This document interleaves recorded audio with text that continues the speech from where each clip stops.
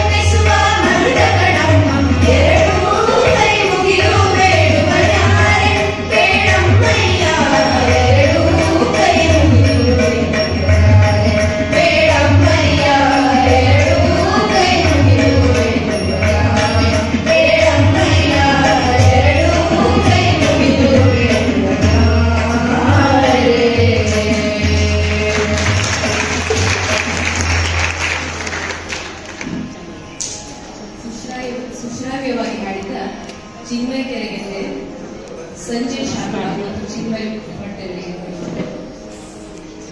ಈಗ ಫ್ರೆಂಡ್ಸ್ ನೋಡ್ಕೊಂಡು ಬಂದ್ರಿ ಅಲ್ವಾ ಮಕ್ಕಳು ಹೇಗೆ ಹಾಡಿದ್ದಾರೆ ಅಂದ್ಬಿಟ್ಟು.